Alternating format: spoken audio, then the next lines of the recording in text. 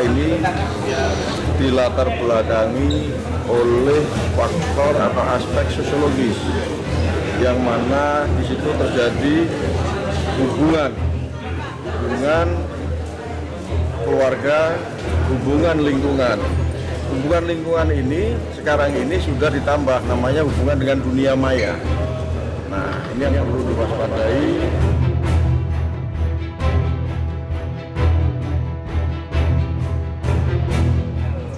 Email itu saja. Sudah chat. Enggak. Cuman dia enggak balas. Oh, pernah mau chat cuman dia enggak balas. Apa? Berarti ini kau culik dulu ini anak, baru kau hubungi tuh orang yang mau beli. Itu kenal itu website dari mana? Ya, jelas kayak beda itu website atau apakah itu aplikasi? Website.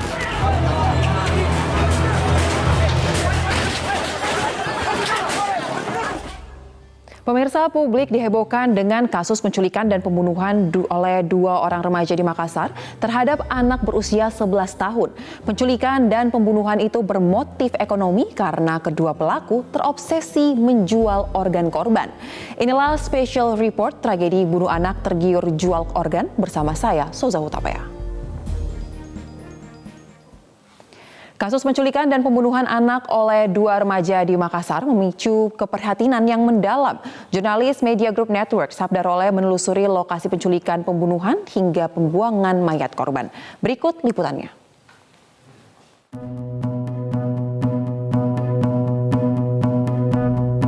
Di tempat inilah pelaku AR menjemput korban MFS sekitar pukul 18 sore waktu Indonesia Tengah pada Minggu kemarin. Setelah dijanjikan uang Rp50.000, korban MFS kemudian ikut dibonceng dengan menggunakan sepeda motor milik AR dan kemudian dibawa ke rumah pelaku AR yang letaknya tak jauh dari minimarket ini.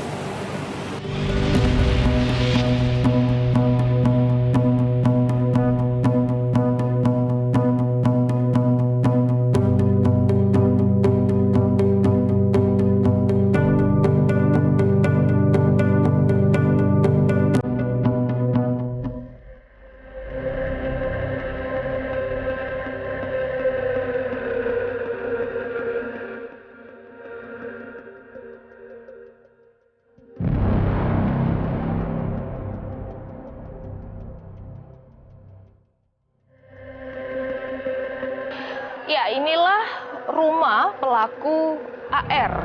Dan di rumah inilah kedua pelaku mengeksekusi korban MFS dengan cara menganiaya hingga tewas. Kalau saya bisa menggambarkan situasi terkini dari rumah pelaku atau tempat di mana MFS dibunuh, seperti inilah rumah ini beberapa waktu lalu dirusak oleh massa yang marah karena kasus penculikan dan juga pembunuhan dari korban MFS. Baik pemirsa, selain rumah pribadi dari keluarga pelaku AR yang dirusak oleh masyarakat pada saat pasca kejadian, kios jualan milik orang tua pelaku AR juga ikut dirusak oleh massa.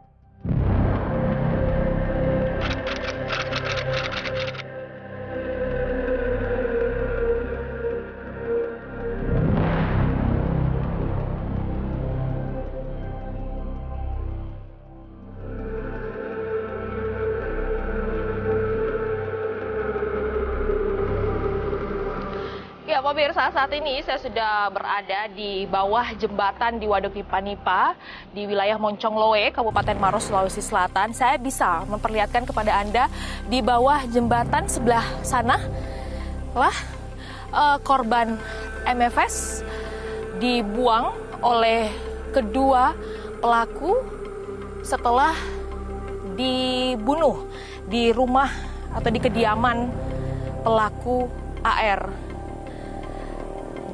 Jenazah dari MFS ini dibungkus 2 kantong plastik, kemudian diikat dan dibuang di sebelah sana.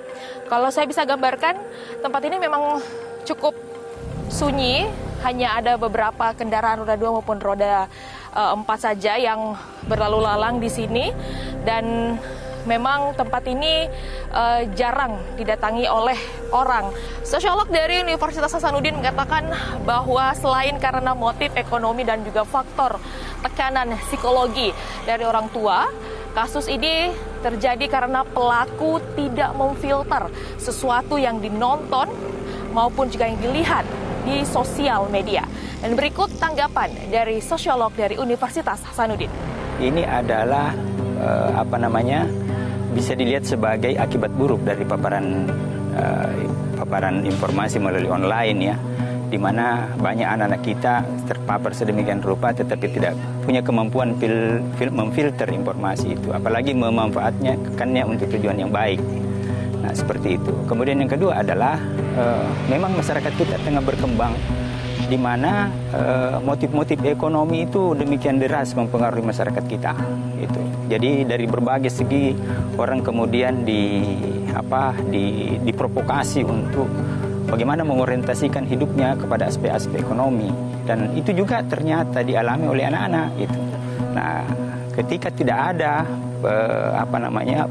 mereka tidak mengalami proses sosial yang sesuai untuk menghadapi situasi seperti itu, maka yang terjadi adalah mental menerabas bagaimana mendapatkan keuntungan ekonomi misalnya secara cepat tanpa melalui proses gitu. Lalu adakah keterlibatan sindikat jual beli organ ilegal dalam kasus penculikan dan pembunuhan anak di Makassar oleh 2 remaja? Untuk membahasnya sudah bergabung dari luar studio pelaksana tugas Kasat Reskrim Polrestabes Makassar, AKP Jufri Natsir. Selamat malam Pak Jufri, kami konfirmasi terlebih dahulu, benarkah informasi yang beredar bahwa pelaku AR bukan berusia 17 tahun melainkan 18 tahun? Baik, Mbak Zosa, untuk pelaku AR, dia 17 tahun umurnya. Terus kemudian untuk pelaku FS yang tadinya 14 tahun, setelah kita mengecek akte kelahirannya dan ijazah SD yang dia miliki itu lahir pada 2004 sehingga umurnya 18 tahun. 18 tahun. Jadi di sini ada kami melakukan penyidikan, satu dewasa, satu di bawah umur, yaitu AR itu umurnya 17 tahun, sedangkan pelaku FS umurnya 18 tahun. Baik, berarti sudah jelas bahwa pelakunya 1 anak dan 1 dewasa. Kemudian kita lanjut ke proses penemuan lokasi tersangka, ini terbilang cukup cepat ya Pak, kurang dari 24 jam. Apa strategi yang digunakan oleh tim Polrestabes Makassar untuk melakukan pengungkapan ini? Adapun strategi yang kami lakukan berawal dari adanya laporan masyarakat atau orang tua korban bahwa anaknya diculik. Namun setelah itu kami menelusuri dari tim lapangan Reskrim mengecek tempat bermain korban awalnya, yaitu di Indomar di Jalan Batu Raya. Setelah kami mengecek di situ ternyata ada CCTV Indomar itu sempat kelihatan pelaku AR membonceng korban MFS pergi, dan setelah dengan adanya CCTV yang kami temukan itulah yang kami kembangkan sehingga dalam waktu cepat kami mengambil pelaku AR dan kami menginterogasi. Setelah kami lakukan interogasi pada malam hari, pelaku AR mengakui bahwa dia menjemput korban MFS dan melakukan penganiayaan sampai meninggal dunia. Baik, kemudian pertanyaan terakhir saya Pak, mungkin dari hasil pemeriksaan sejauh ini apakah 2 pelaku ini terindikasi terlibat jaringan jual beli korban, dan kedepannya langkah preventif apa yang akan dilakukan oleh pihak kepolisian agar hal serupa tidak terjadi? Bahwa adapun langkah yang kami lakukan bahwa terkait dengan adanya jual beli organ tubuh manusia, hasil penyelidikan kami sementara setelah awalnya pelaku AR sejak kelas 3 SMP dia sudah mulai mengenal yang namanya internet. Dan pada saat Desember 2022 pelaku AR masuk ke Yangdes. Di situ ada internet tentang dia menemukan tentang adanya penjualan organ tubuh manusia. Dengan adanya itu yang pada saat dia temukan, di situ dia temukan, dan pada saat dia membaca dan sering membuka, dia melihat bahwa dengan adanya penjualan organ tubuh manusia dengan dijual dengan uang dolar, itu mempercepat banyak duit dan kaya, sehingga di situ terinspirasi pelaku AR untuk melakukan niatnya tersebut, sehingga kemarin setelah niatnya itu kurang lebih 1 tahun yang dia yang dia pendam dan akan dia mau mempercepat untuk kaya dan berbuat kepada orang tua, bisa menghasilkan uang banyak, sehingga pelaku AR bersama dengan temannya pelaku AFS untuk melakukan perbuatan tersebut. Terkait dengan adanya informasi jual beli organ tubuh yang internet yang ada di wilayah Makassar sampai saat sekarang ini belum ada yang kami temukan, karena memang pelaku AR itu dia cuma menemukan di internet lewat Yandex. Baik, terima kasih untuk keterangannya AKP Jufri Natsir di Special Report Metro TV. Jangan kemana-mana pemirsa, Special Report akan kembali hadir dengan pengakuan pelaku serta perbincangan bersama dengan pakar psikologi forensik Reza Indragiri dan juga keluarga korban.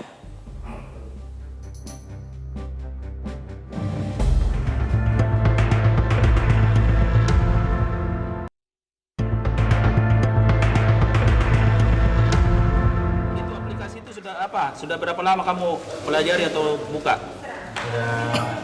Sudah lihat lama. Lama. Kamu sudah ada cacat bilang sekian, sudah ada pembelinya? Belum. Oh belum. Baru pemberitahuan harga, promosi harga. Berapa belum ada yang harganya pembelinya? Ya. Berapa harganya? Yang kamu baca gitu? 80.000 US dollar. Iya. Kalau dapat itu uang mau apain? Apa rencananya? Mau Bangun rumah. Bantu. Tergiur mendapat uang instan dari jual organ menjadi motif 2 remaja menculik dan membunuh Fadli Sadewa, anak berusia 11 tahun di Makassar, Sulawesi. Dan untuk membahasnya sudah bergabung di studio pakar psikologi forensik Reza Indragiri, dan juga dari luar studio sudah bergabung ayah korban Karmin. Selamat malam Pak Reza. Halo, selamat malam. Selamat malam, dan juga kita menyapa Pak Karmin yang sudah bergabung melalui sambungan Zoom. Pak Karmin, kami menyampaikan turut berduka dengan apa yang terjadi kepada anak Anda. Kemudian Pak, mungkin bisa diceritakan sebelum kejadian ini, apakah Bapak mengenal kedua pelaku dan bagaimana sebenarnya hubungan antara anak Bapak dengan kedua pelaku sependek pengetahuan Bapak? Si Dewa sama si pelaku baru pertama kali ketemu di waktu kejadian. Dan si pelaku saya juga cuma kenal muka, cuma lewat saja di lorong.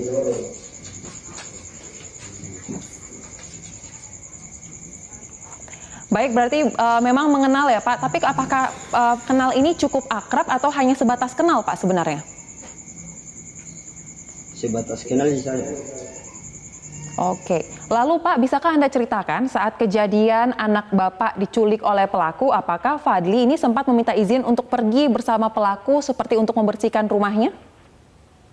Iya, betul. Betul, dia meminta izin ya berarti Pak untuk pergi bersama dengan pelaku?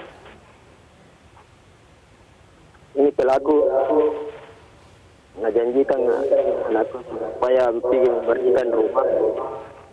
Diminta uang 50.000.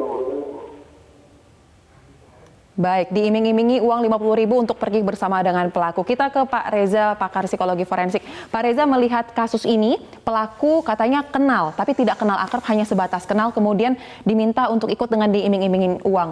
Hal seperti ini biasanya memang sangat mudah untuk menjadi penarik agar korban mau mengikuti keinginan pelaku. Ya, kebanyakan pelaku kekerasan terhadap anak memang menggunakan modus grooming behavior, yaitu cara-cara lunak, cara-cara lembut, memberikan tawaran kebahagiaan, kesenangan, iming-iming uang, hadiah, atau persahabatan, atau hal-hal yang sifatnya positif.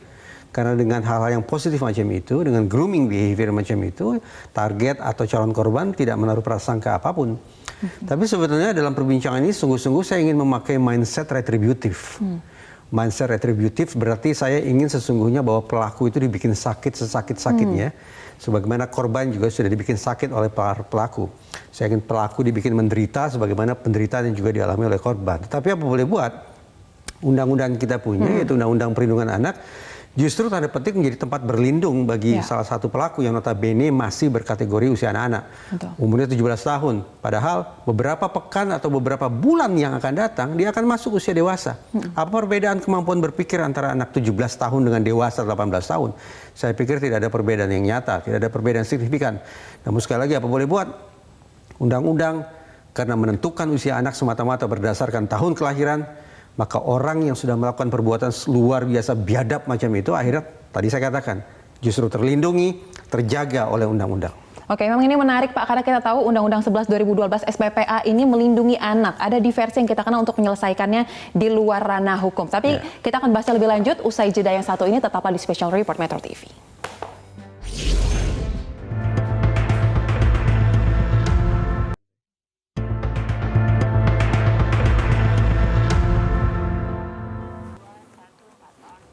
Kita lanjut tadi ke pembahasan terkait dengan adanya undang-undang SPPA di Indonesia yang menjadi dalam tanda kutip melindungi anak. Padahal beberapa bulan lagi mungkin usianya sudah mencapai kata dewasa. Tetapi kondisinya sekarang alasannya adalah karena motif ekonomi, kemudian ada tekanan dari lingkungan sosial, psikologis, dan juga kondisi sosial keluarga yang membuat ia seperti itu. Apakah memang alasan-alasan kombinasi dari faktor ini menjadi faktor yang bisa dikatakan sangat kuat untuk melakukan hal keji tersebut? Ada dua. Kalau kita bicara tentang kesulitan ekonomi, hari ini barangkali tidak sedikit orang Indonesia, anak-anak Indonesia juga mengalami kesulitan ekonomi. Tapi itu menurut saya tidak merupakan alasan pembenar bagi siapapun untuk kemudian melakukan perbuatan jahat gitu ya. Walaupun klasik, faktor ekonomi, perceraian, dan juga narkoba, acap kali dianggap sebagai kambing hitam. Mengapa seseorang kemudian menjelma menjadi pelaku kejahatan. Itu satu hal. Yang kedua, apabila kita terapkan risk and need assessment, yaitu untuk menakar sebab musabab sekaligus meramal apakah orang ini akan mengulangi perbuatannya, memang ada 4 besar, ada 4 kecil. Saya bicara 4 besar saja.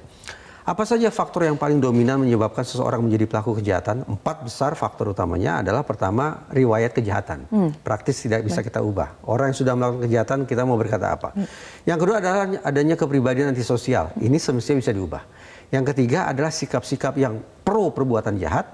Dan yang keempat, relevan dengan diskusi kita, adanya sebuah sistem sosial, baik dari skala yang kecil maupun skala menengah hingga skala yang besar, yang seolah-olah memberikan dukungan, memberikan penguatan bagi siapapun termasuk anak-anak untuk kemudian melakukan kejahatan. Baik. Ini pun bisa diubah semestinya. Tapi izinkan saya untuk mengatakan dalam kasus satu ini saya tidak yakin bahwa negara akan memiliki kesanggupan untuk mengubah manusia ini menjadi orang yang lebih bertanggung jawab, menjadi orang yang lebih beradab. Sungguh-sungguh saya tidak teryakinkan. Oke, kondisi ini memang sangat prihatin, apalagi perbuatannya sangat keji, tidak bisa dimaafkan memang menurut nalar kita. Apakah memang hal ini hanya bisa dilakukan oleh orang yang mempunyai masalah kejiwaan atau orang normal? Bisa? Tidak. Mari kita asumsikan bahwa para pelaku ini adalah orang sehat, orang waras, orang yang berpikir penuh dengan siasat. Karena hanya dengan asumsi semacam itu maka kita bisa menjatuhkan hukuman seberat-beratnya kepada mereka. Bagi pelaku yang sudah dewasa menurut saya masuk akal kalau nantinya dikenai tuntutan hukuman mati. Kenapa? Karena dia sudah jelas-jelas berada pada usia 18 tahun, berarti sudah dewasa. Sementara terhadap yang masih anak-anak, walaupun umurnya sudah 17 tahun, dan saya yakin 17 tahun lebih, menjelang 18 tahun, apa boleh buat? Kalau hukuman mati dikenakan kepada yang bersangkutan, jelas dilarang undang-undang. Hukuman maksimalnya berapa? 10 tahun. Tampaknya kita harus menelan perasaan getir menyaksikan bahwa ada anak umur 17 tahun melakukan perbuatan berupa pembunuhan berencana sedemikian rupa, tapi hukumannya hanya 10 tahun. Itu pun maksimal. Oke, baik, saya ke Pak Karmin. Pak Karmin, setelah Anda mengetahui bahwa motif kedua pelaku adalah ingin cepat kaya, ingin dapat uang instan dengan menjual organ dari tubuh anak Anda, apa yang terbesit di pikiran Anda? Dan yang terakhir mungkin, apa yang Anda harapkan dari proses hukum yang berjalan saat ini? Tadi ada catatan bahwa satu pelaku masih anak-anak sehingga ada upaya untuk melakukan diversi atau upaya damai mungkin di luar pengadilan. Biarpun ada pengakuan dari pihak di bawah umur, tapi perbuatannya kok terlalu sadis. Dibilang di bawah umur dia siksa begitu. Terlalu Dan sadis. itu pelaku kedua, iya. Lalu apa Bapak yang harapkan Pak melalui kejadian ini? Karena kita tahu bahwa memang tidak bisa diterima oleh akal sehat manusia.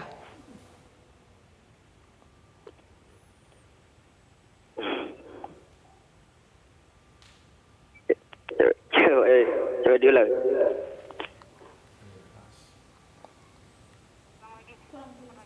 Boleh disampaikan lagi Pak, kami mengalami kendala gangguan komunikasi. Apa yang Bapak harapkan Pak melalui proses hukum yang berjalan saat ini, mengingat ada satu anak masih dalam kategori anak dan satu sudah dewasa, jadi ada kemungkinan untuk diajukan upaya damai. Tidak bakalan damai, Mbak.